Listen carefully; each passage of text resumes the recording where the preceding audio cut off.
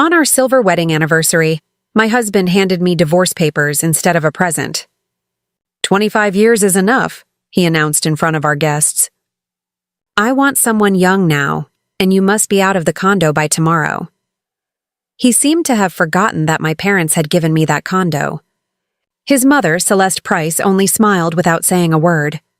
I stood, took the microphone, and said something that left him without a reply. That night, Naomi Sterling woke to murmurs outside the bedroom door. Her husband, Darren Price, was on the phone with his mother again at 3 a.m. His tone sounded oddly eager. Naomi stayed still in the dark, catching fragments of the call. "We have to do this right," Darren urged. "She won't suspect anything." "Of course not, son," his mother answered. Naomi stiffened. What were they planning in secret? And why now, just weeks before their milestone anniversary? The floorboards creaked as Darren returned to the room. Naomi closed her eyes and pretended to be asleep. He slid into bed quietly, but she could feel his body tense and uneasy. The next morning felt strange. Darren was unusually affectionate. "Naomi, my love," he said, kissing her cheek. He smelled of expensive cologne. "How about we pick the restaurant for our anniversary today? I want everything perfect." Naomi raised an eyebrow. In 25 years of marriage, Darren had never shown this kind of enthusiasm for a family event. She had always handled the planning. He usually found fault. "Fine," she answered cautiously, watching him hurry off to work. His phone sat on the nightstand and lit up with a notification. Naomi glanced at it. A calendar reminder read, "Call S at 11 a.m. She asked casually while watering the window plants, "Who's the S in your contacts?" Darren spun around. For a moment, panic flickered in his eyes, but he smoothed his expression. "Ah, Sanchez, a colleague in Seattle, just consulting on a work issue," he lied. Naomi knew him well enough to spot it. His left eye twitched when he lied, as it was now. "I see," she said with a smile, though her chest tightened. After he left, Naomi stood by the window, looking at the gray October sky over Georgetown. 25 years, a quarter century. They had met in college. She, a top accounting student, he, an aspiring manager. They married for love, hoping for children and a big family. But they never had children. Doctors found nothing wrong, yet the miracle never came. Darren struggled, especially as his mother, Celeste, dropped passive-aggressive remarks about grandchildren. Over time, they accepted being childless and focused on the positives, more time for themselves, travel, and careers. Still, something essential had shifted between them. A knock at the door pulled Naomi from her thoughts. Celeste Price stood there with her usual frosty smile. "Naomi, dear," she said, entering without waiting. "How are you? Preparing for the party?" Celeste always offered exaggerated politeness while keeping her distance. In 25 years, she had never called Naomi her daughter.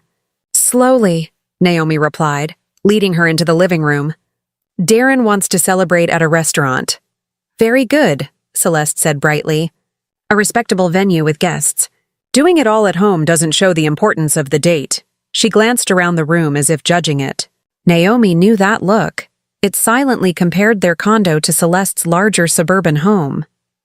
"By the way, Naomi," Celeste said as she settled into an armchair, "I've been thinking about the future. Darren isn't getting any younger. He's 53. And well, we don't have grandchildren.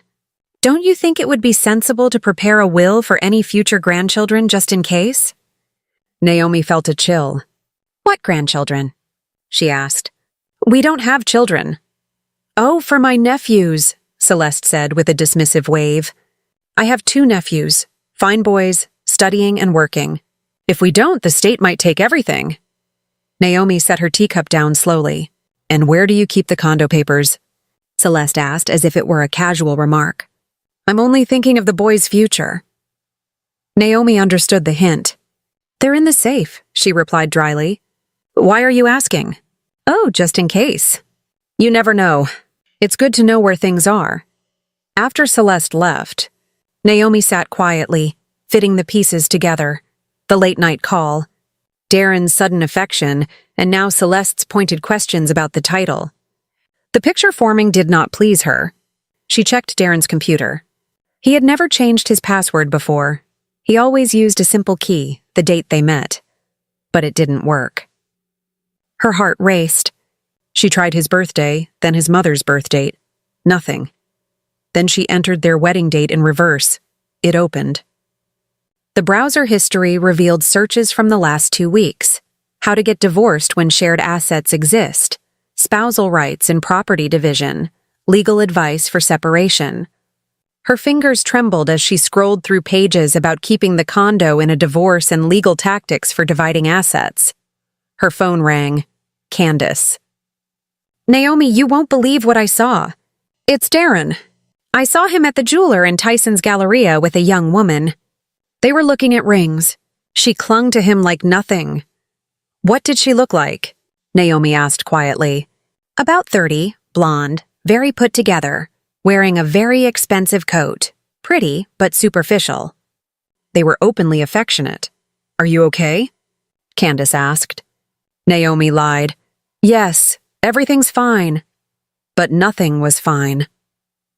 That evening, Darren came home with a bouquet of roses and a box of luxury chocolates. For my one and only true love, he said, kissing her. One and only. Naomi noted the irony. She met his gaze. We need to have a serious talk about our future. Darren tensed, barely noticeable, but Naomi saw it. Talk about what? He asked, flipping on the TV and pretending to follow the program. Everything's fine, right? The anniversary is a week away. All our friends will be there. Let's not ruin the mood with heavy topics. We'll talk after the party. After the party. That phrase told her the celebration itself would be the stage for whatever they had planned. Naomi forced a nod, masking the chill spreading through her. After 25 years, she knew his manner. He was organizing something methodically and without feeling, and his mother, and likely a lawyer, were involved. What Darren didn't know was that Naomi had an ace she hadn't revealed. For now, she kept it to herself. The next morning, Naomi woke with a hollow ache, as if mourning something that had already happened. Darren left early without eating. I have a meeting, he said. Naomi's thoughts were sharp. She knew exactly who that meeting would be with. At 11 a.m., the landline rang. Darren had left his cell phone on the kitchen counter, face down. Naomi didn't pick up, but the answering machine recorded a message. Dee, it's Mom. I talked to Mr. Hayes. Everything can be arranged. The key is that she suspects nothing until the last moment. Call me when you're free.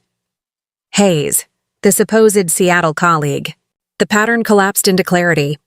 Naomi felt the floor drop out.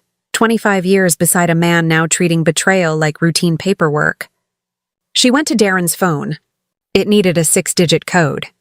She first tried the date they met, September 1st, 1999, then Celeste's birthday. Nothing. A sudden intuition made her try March 8th, International Women's Day. It opened. The messages confirmed her worst fears. Sierra, my love, a little more patience. After the anniversary, everything will be resolved. The condo will be ours, one read. Dee, you said we'd live together by New Year's. I'm tired of hiding. My love, everything is going to plan. Mom has handled the arrangements. Naomi suspects nothing. Hayes texted, if we play this right, she'll only get half. I'll keep the condo. Naomi slid into a chair, hands trembling. They were plotting to treat her life like property to be divided. Darren, his mother, a lawyer, and a younger woman all colluding. And there was more. Hey, Mom, are you sure the condo title is in both our names? Maybe it's only hers. Son, I saw the papers when you bought it. Both names are on it. Hayes says there are ways. The important thing is she signs the waiver. If she won't, she will after the party. After what we're going to do to her, she'll have no choice. Naomi felt bile rise. What humiliation did they plan for the party? What accusation would be laid at her feet? She copied the crucial messages to her own phone, then returned Darren's device to where she'd found it. She needed counsel and a counterplan. Naomi called Aisha Cole, a college friend who was now a family law attorney. They hadn't spoken often, but their bond was strong. Naomi? Aisha answered. Long time. How are you? Naomi kept her voice steady. Can we meet today? I need legal advice. I'm free at 6. Come by the office. Aisha's office was downtown in a modern tower. She greeted Naomi with a hug and then noticed how taut Naomi was. Sit. Tell me everything. Naomi inhaled and laid out the facts.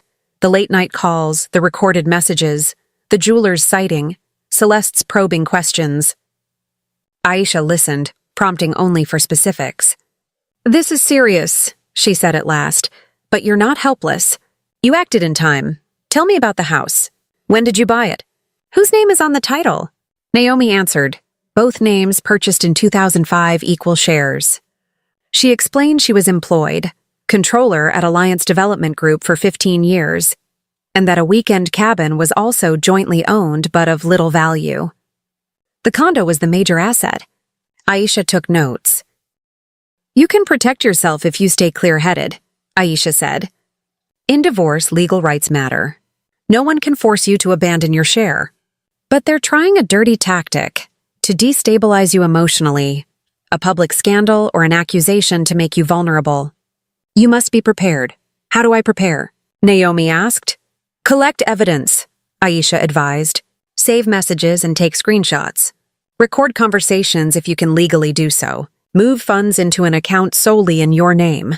Most importantly, don't show them you know. Let them think their plan is working while you build your case. Naomi nodded, relief easing a fraction of the dread. She had a plan and an ally. How much do I owe you? She asked. Aisha smiled. Nothing. Friends don't charge. But keep me updated. And remember, no matter what they do, you're not alone or defenseless. Darren stiffened. A small movement Naomi noticed. Talk about what? He asked, switching on the TV and pretending to watch. Everything's fine, right? The anniversary is a week away. All our friends will be there. Let's not spoil the mood with heavy talk. We'll discuss it after the party. After the party. That phrase told her the celebration itself would be the stage for whatever they planned. Naomi kept her face neutral, though a cold certainty settled inside her. After 25 years, she knew his method. He was arranging something calculated, with his mother and likely a lawyer involved. What Darren didn't know was that Naomi had an ace she hadn't revealed. For now, she kept quiet. When Naomi returned home determined to act, the scene confirmed the conflict had already begun. Darren stood by the entrance, checking himself in the mirror. You look kind of run down today, huh? He said without facing her. Forgive me, but yes, you've let yourself go a bit. Turning 50 isn't the end, but you should take care of yourself. Go to the gym, see a dermatologist. I saw Candace's daughter. She's 30 but looks 25, very polished. And you? He was comparing her to younger women, laying groundwork for his betrayal. I have a meeting tomorrow, he added abruptly. It's Saturday, but it'll take all day. Naomi understood. Another date with Sierra. Fine, she replied calmly. Sunday, I'm going with Mom to set up her new smart TV. He called it spending time with family. She called it keeping tabs. That night, while Darren showered, Naomi checked their joint account. In the past month, $30,000 had been withdrawn in several transfers, gifts for Sierra, payments to a lawyer, and other unexplained expenses, all from shared funds. She laughed, brittle and shocked. They were using their joint money to plan her undoing. But she had an unexpected safeguard. A week earlier, a notary's letter had arrived. Her Aunt Josephine in Germany had died childless and left her entire estate to Naomi. That inheritance included a Munich condo worth about $800,000, a bank account with roughly $570,000, and a luxury investment condo in Miami Beach, total assets exceeding $3 million. Naomi had intended the inheritance to be a surprise for Darren on their anniversary, but now those assets could secure her independence. She began researching how to register the inheritance, transfer funds to a personal account, and protect herself legally. Darren might think he owned the game, but she had new leverage. On Monday, she visited a notary and then an old acquaintance, Mr. Perry, the real estate lawyer who'd handled the condo purchase years earlier. Naomi Sterling, and how long has it been? How is Darren? Mr. Perry greeted her warmly. Naomi asked for strict confidentiality and described the situation. When she asked about the condo's origin, he checked his files. The deed of gift showed the money came directly from her parents and named her as the sole recipient. Darren was added 2 months later after they married. Formally, it's a premarital asset, he confirmed. That status could be decisive in a divorce. Darren could only claim a share if he proved he'd invested substantially in renovations, which Naomi knew he hadn't. Mr. Perry agreed to prepare confirming documents and asked her to return the next day. Naomi left feeling stronger and more protected. A courier then delivered the final inheritance papers from Germany. With the documents in hand, she realized she was now wealthy and independent, but she would keep it secret for the moment. Darren called, overly cheerful. Naomi, my love, let's really celebrate. Colleagues, friends, everyone. I reserved the ballroom at the Watergate for 100 people. Naomi understood the venue, a public stage for the humiliation they'd planned. Isn't that expensive? We're supposed to be saving. Don't worry, he cut in. The money's there. Impression matters. He claimed he wanted everyone to see how perfect their family was. Naomi answered calmly. Fine, whatever you say. I have a partners meeting. We'll talk tonight. She knew what that meant. That afternoon, Celeste arrived with a gift. Naomi, dear, she said sweetly, handing an envelope. Inside was a business card for Hayes & Associates, the family law firm, and a note, free consultation any time. The gall of offering her the very lawyer plotting against her was unmistakable. Thank you, Naomi said dryly. Very thoughtful. For the first time in 25 years, Celeste had called her daughter, just before the betrayal. While tidying, Naomi found a crumpled card in one of Darren's jackets. Mr. Hayes, Family Law, Divorce and Asset Division. The plan was confirmed. That night, Darren returned late, smelling of perfume and buoyant. Everything is ready, he said. Menu, guests, it will be unforgettable. Naomi looked at him coolly. He was right. Unforgettable, but not as he intended. What cologne is that? She asked. He fumbled a story about a neighbor's strong perfume. Later, he mentioned he would give a special speech at the anniversary about their life and future. A surprise. Naomi felt the chill deepen. At 2 a.m., she heard him murmuring in the hallway. She pressed her ear to the door. Mom, everything is perfect. The restaurant is booked. After the toast, it will all just happen. Are you sure she doesn't suspect anything? She's naive. She still trusts me. If she won't sign, she will after what I say in front of everyone. Do it publicly so she can't make a scene. Hayes will be waiting at her home with the papers. Quick, clean, no drama. Sierra will be at the anniversary too. I'll introduce her as my new assistant. Celeste argued for a quieter approach. Darren insisted on public spectacle. I deserve to be happy even if it's at her expense, he said. Naomi went back to bed but could not sleep. In the morning, she opened a personal account and moved half the joint savings into it. If Darren wanted to keep spending on his mistress, he would have to use his share. She obtained the legal confirmation that the DC condo was her premarital asset. At work, she told her boss, Mr. Budrow, she might be entering a difficult personal period and asked for his support. He reassured her that her job was secure. That evening, while Darren attended another meeting, Naomi reviewed the inheritance documents and planned her next moves. The Miami condo was empty and available. The German bank funds meant years of financial independence. Most importantly, she now held the proof that the Georgetown condo had belonged to her before the marriage, a fact that could upend Darren's scheme. Darren would never see it coming. Tomorrow was the anniversary. He expected to deliver the final blow, but he was the one about to be blindsided. Naomi placed the inheritance papers in the safe and allowed herself a small, satisfied smile. Thursday morning, she went to the German consulate to formalize the inheritance and gain access to Aunt Josephine's accounts. The consul, an older man with a neat beard, examined the documents. Everything looks in order, Mrs. Sterling, he said. Your aunt was prudent. The bank accounts will be unlocked in 1 week. The Miami Beach condo transfers to your name immediately. Here are the papers. You may dispose of it as you wish. Naomi slid the documents into her bag. She now owned 3 properties, more than $1 million in cash, and most importantly, independence. That same day, she opened an account in euros in preparation for the international transfer. The bank advisor, a young woman, examined the figures and raised her eyebrows. "Wow, you did well with the inheritance," she said. "Yes," Naomi replied, smiling. "My aunt was remarkable." Leaving the bank, she felt the burden lift. For the first time in years, she felt genuinely free. Darren's plans no longer terrified her. They were his problem. But the surprise waiting near the Watergate Hotel stung. Naomi had gone to check the ballroom arrangements. By the entrance, a young blonde in an expensive coat was talking on the phone. "Dee, my love, it's incredible," the woman cooed. "The ballroom is huge. The decor is divine. You promised we'd live in a big place soon, and I can see myself hosting parties there." It was Sierra, Darren's mistress, only a few feet away, painting the future she expected to share with him. Naomi watched her.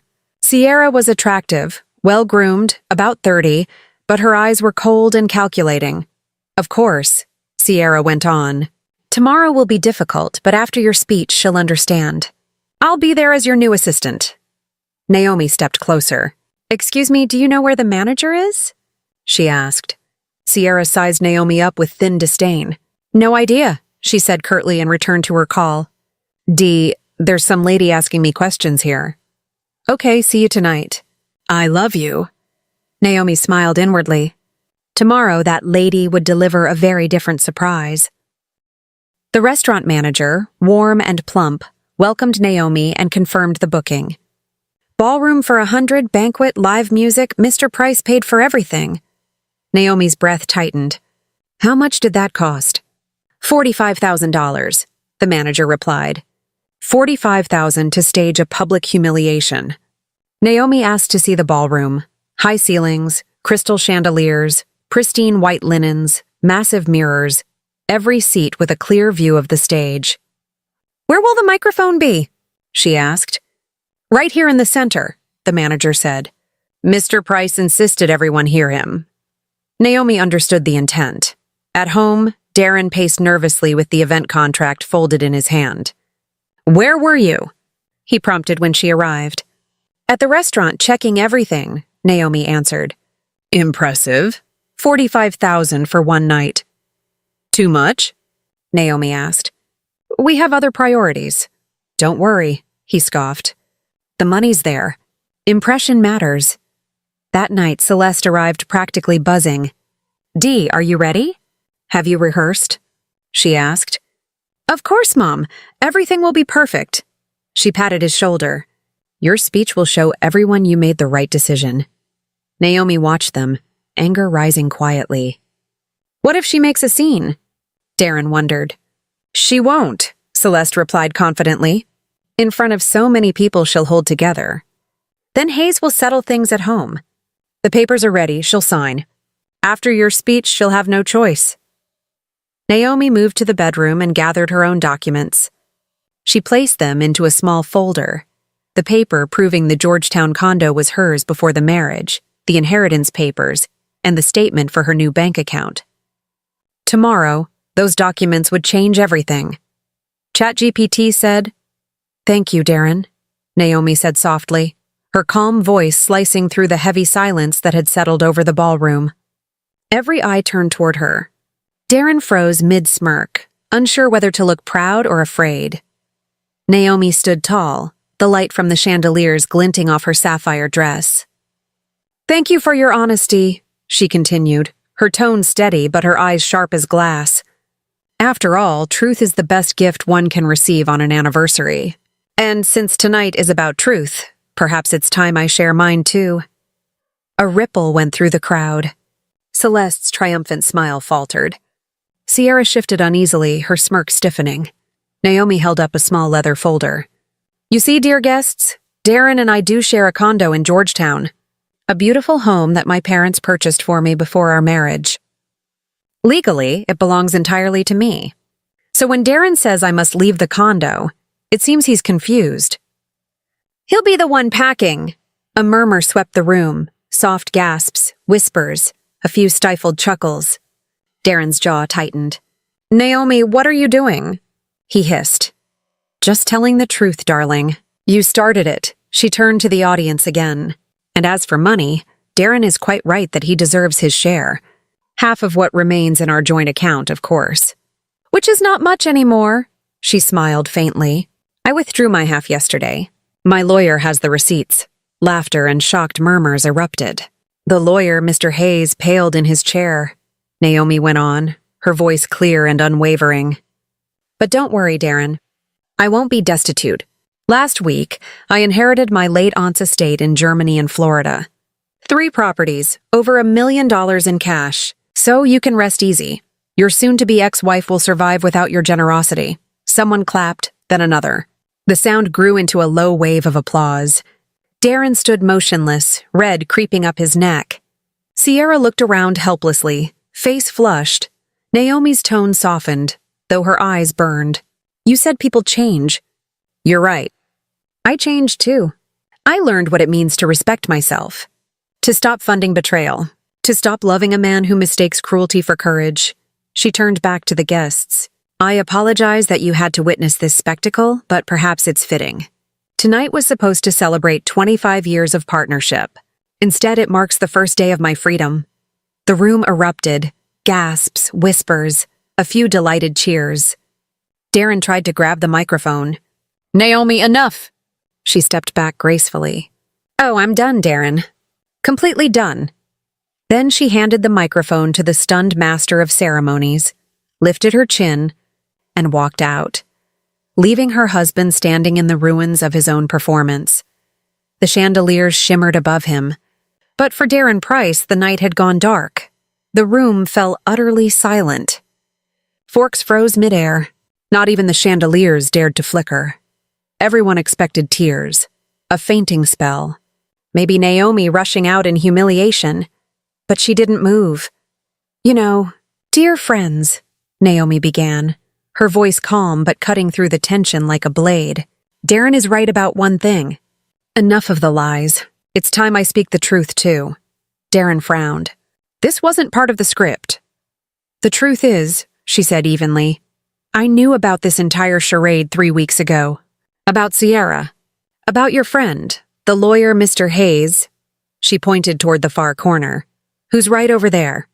And about your plan to trick me into signing away my rights to the condo. Gasps rippled through the crowd.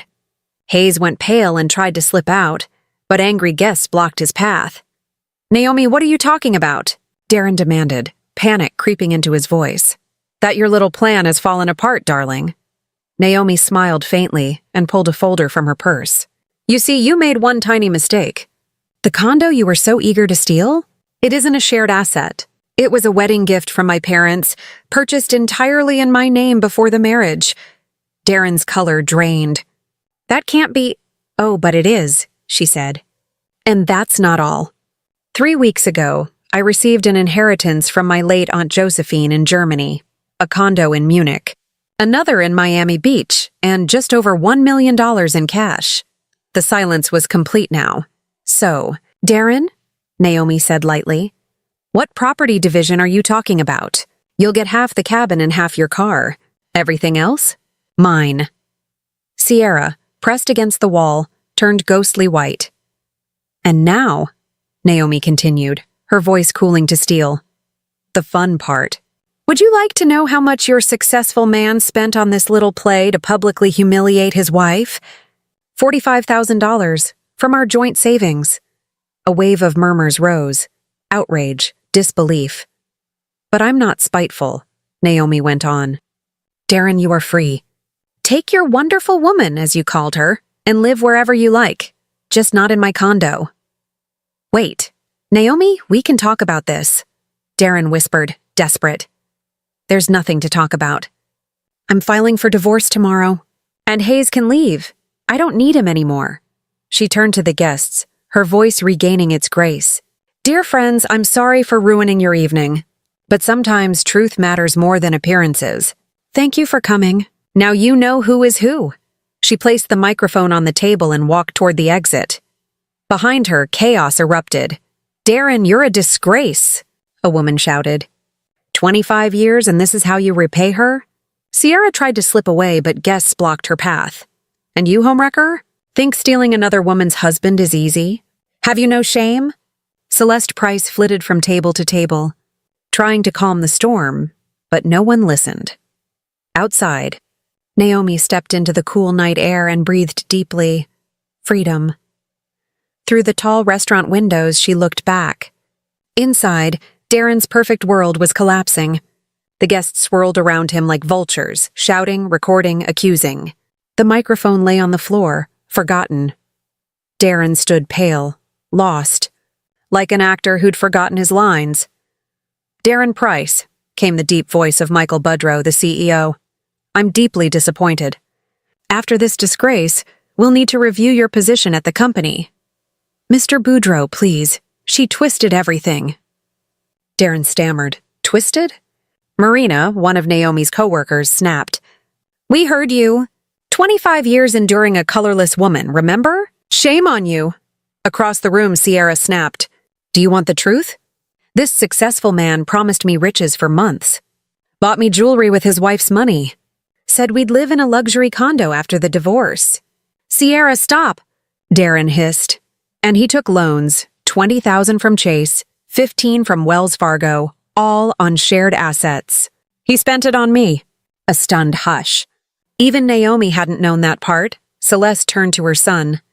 "Darren, is this true? I mortgaged my mansion to fund your lawyer." "Mom, please, not now. Not now. You ruined us all," she cried. A guest stood up. "So the four of you plan to rob Naomi?" "4," Sierra spat. "Don't forget the lawyer." All eyes turned to the corner, but Hayes' chair was empty. Snake. Celeste shrieked. "This is all your fault!" Naomi turned from the window, the chaos fading behind her like distant thunder. She walked toward her car, the night air cool against her skin. For the first time in 25 years, she smiled. Freedom, real, quiet, and hers alone. Your story is powerful, polished, and emotionally complete. It's got clear moral arc. Truth and dignity win over deceit. Visual richness, ballroom chaos, courtroom tension, serene Miami views. Emotional closure. For Naomi, Darren, and even Sierra. A natural narrator voice perfect for YouTube or TikTok storytelling. Strengths Naomi's transformation, her evolution from betrayed wife to independent, fulfilled woman is beautifully paced. The contrast between humiliation and peace is cinematic perfection. Supporting character Sierra's last line, "Your wife is one badass woman," gives her surprising depth. Celeste's downfall adds moral symmetry. Everyone pays their price. Darren's decline is tragic but believable. Ending framing, narrator's address. The final, "Did you like my story?" and "See you in the next life story" feels authentic for video narration. Warm, closing the emotional loop. Suggested refinements for smoother narration and viral pacing. Trim redundancy in dialogue. Some phrases repeat, e.g., "I don't know, it's too late." In narration, repetition can stall momentum. Replace one or two with gestures or inner reflection. Add short emotional beats between courtroom scenes or Naomi's final scenes. Insert tiny emotional pauses. She felt a quiet ache. Not of love lost, but of years wasted on someone who never truly saw her. These one-line reflections keep viewers emotionally engaged. Tighten the YouTube outro. The ending works great, but you can make it sound smoother and slightly more emotional for a Life Stories video narration. Did this story touch your heart? Tell me which moment hit you the hardest, Naomi's calm revenge or her final piece. If you enjoyed it, tap super thanks or subscribe for more true life stories that inspire. With love and respect, see you in the next one. Title recommendation for YouTube. Here are 3 viral-style titles your story could use. He tried to humiliate his wife, but her revenge shocked everyone at the anniversary. 25 years of marriage ended in one night. Her calm revenge left him ruined. He mocked his wife publicly, but she turned the tables with one sentence. Optional enhancements if you plan to make it a video. Music progression, soft piano, tension strings during confrontation, silence in the courtroom, gentle uplifting theme in Miami scenes. Voiceover. Pacing 150 words per minute is ideal. Keep Naomi's lines slower for dramatic effect. Visual cues, golden ballroom, cold gray courtroom, warm. Miami sunset. Visually marking each phase of Naomi's life.